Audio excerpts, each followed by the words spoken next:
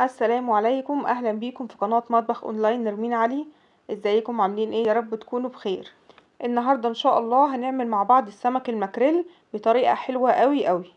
احلى طريقة هتعملي بيها السمك المكريل. طبعا احنا كلنا عارفين ان فوائده كتير جدا، بس في ناس كتير ما بتحبوش علشان ريحة الزفارة زيادة اللي فيه. النهاردة بقى هنشوف ازاي نغسله صح، وايه الحاجة اللي هنحطها له واحنا بنغسله هتخليه مفيش فيه اي ريحة زفارة. وكمان هنعمل له خلطة جبارة هنحطها له هتخلي ريحته وطعمه تحفة. يلا نسمي الله ونبدأ على طول في الوصفة. اول حاجة هنعملها هننضف السمك. قطعت الديل وبعد كده هقطع الراس بتاع السمك بالشكل ده. احنا مش محتاجين الراس لان بيبقى فيها نسبة زفارة عالية، فهنشيلها ونتخلص منها. وهنشيل كمان كل الزيادات والزعانف الموجودة على جسم السمكة من بره. وبعد كده بفتح بطن السمكة وهنبدأ نشيل اي حاجة جوه بطنها. وهنفتح المية على السمكة ونبدأ بقى بفرشة. جايبة فرشة كده مخصوص لتنظيف السمك، تبدأي تشيلي اي حاجة سمرة موجودة جوه السمكة. تنضفي بايدك بقى لو الفرشة مش موجودة، تغسلي بصوابعك وتحطي صبعك في السلسلة بتاعة السمكة كده وتشيلي اي حاجة فيها دم، اي حاجة سمرة، لحد ما تبقى معاكي كده بيضة وزي الفل. وفي بعض البلاد بتسمي السمك المكريل سمك روسي.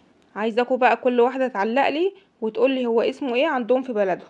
بعد ما نضفنا السمك بتاعنا كله، تعالوا بقى اقول لكم ايه الخطوة اللي هنعملها تخلي السمك بتاعنا مفيش فيه اي ريحة زفارة خالص. هنحط على السمك نص كوباية دقيق ومعلقتين كبار ملح، ونعصر عليهم ليمونتين، ونفتح عليهم المية نخلي المية تغطيهم، ونسيب السمك منقوع حوالي ربع ساعة في المية والدقيق والملح والليمون.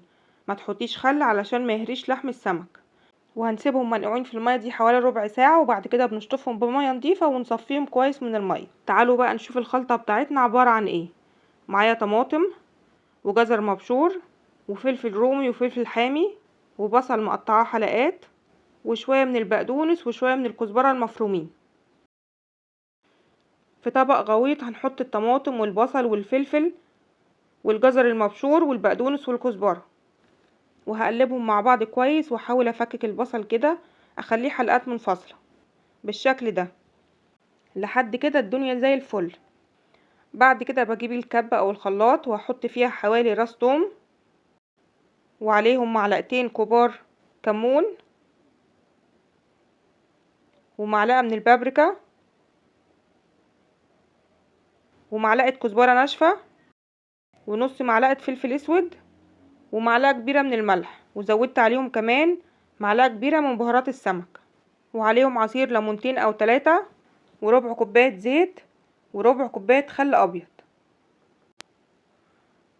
وهنزل عليهم بشوية من الخلطة اللي احنا عملناها في الاول، الطماطم والبصل والفلفل والجزر المبشور والبقدونس والكزبرة، وهخلطهم مع بعض كويس في الكبة. وده بيكون شكلها.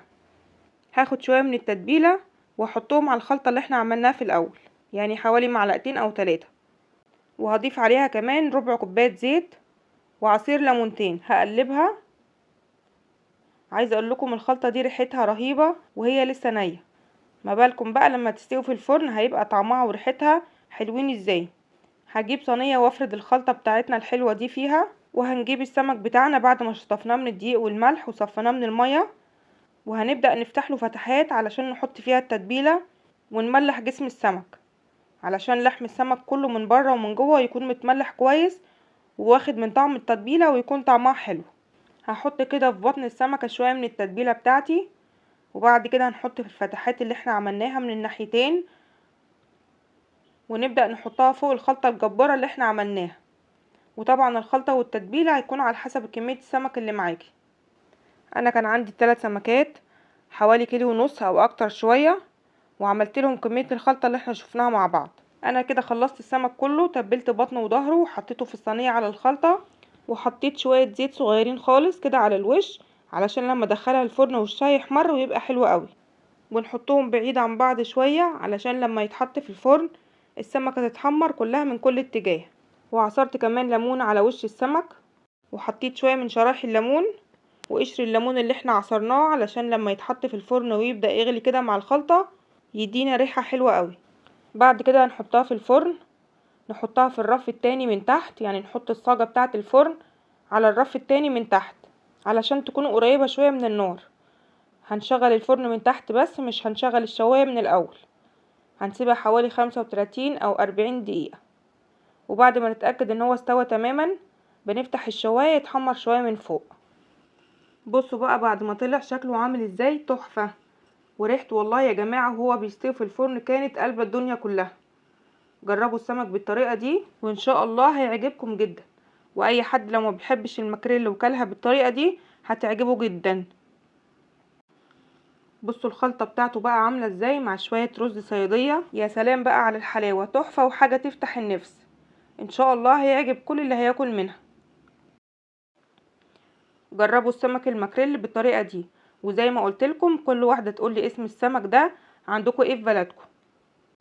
وكده وصفتنا النهارده خلصت. اللي عجب الفيديو بتاعي يا ريت يعمل لايك، ويا ريت تعملوا شير للفيديو مع كل اصحابكم وفي كل جروبات الواتس علشان الفيديو يتشاف اكتر. واللي لسه ما اشتركش يا ريت يشترك. هنعمل مع بعض حاجات حلوه كتير قوي الفتره اللي جايه. وبتمنى كمان تتابعوني على صفحتي على الفيسبوك باسم مطبخ اونلاين نرمين علي. استودعكم الله واشوفكم على خير يا رب ان شاء الله الفيديو اللي جاي. سلام عليكم.